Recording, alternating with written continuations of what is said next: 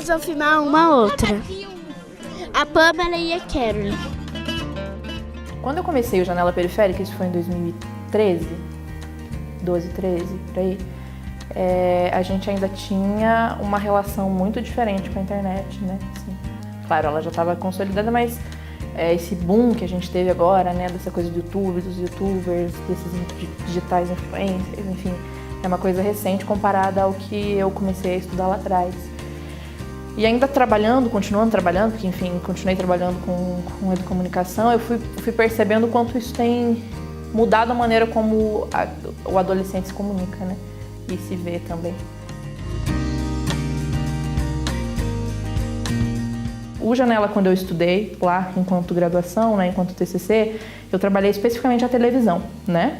Então eu discutia a representação da periferia na mídia televisão e discutia a potencialidade da internet enquanto uma ferramenta de comunicação, uma ferramenta de visibilidade, até, enfim, com relação a movimentos sociais ou a espaços não representados pela mídia tradicional. Meu nome é Pedro, eu tenho 9 anos e eu gostei muito da aula de educomunicação e eu nunca vi ninguém filmar no bairro assim.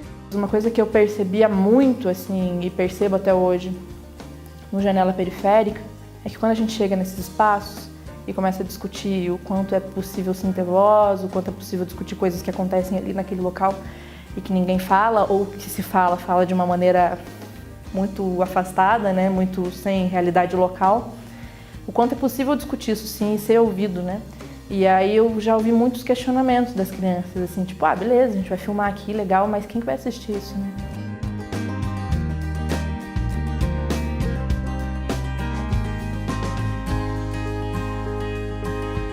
Eu sinto uma diferença hoje em dia, desde quando eu comecei o Janela até hoje, assim, com a relação da internet, né? Eu acho que lá atrás a internet ela não estava tão consolidada nesse sentido quanto está hoje, mas ainda assim sempre senti assim, um enfrentamento da criança de pensar quem que vai ver, né? Como que a gente vai ser visto, onde que isso vai ser falado.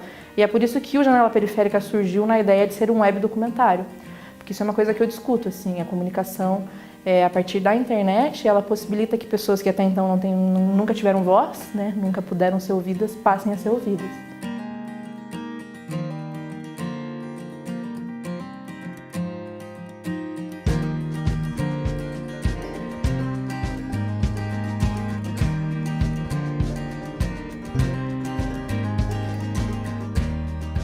E é um outro jeito de se fazer jornalismo, né?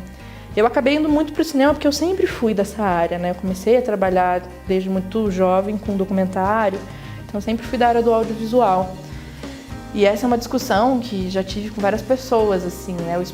A gente acaba ficando meio que num limbo, assim, né? Que espaço a gente ocupa dentro dessa comunicação, que espaço a gente ocupa dentro desse cinema, né? Para o pedagogo a gente não é educador, né? Para o cineasta a gente não é cineasta, porque a gente não vai fazer um filme com uma qualidade digna de um Oscar. Para a comunicação a gente não é bem um comunicador, porque assim, é um nicho muito específico, né? Você não vai discutir isso num jornal impresso aí grande ou numa televisão já consolidada. Então você acaba ficando meio que num limbo ali de quem é você nesse espaço de comunicação, assim. Então é por isso que eu acredito muito que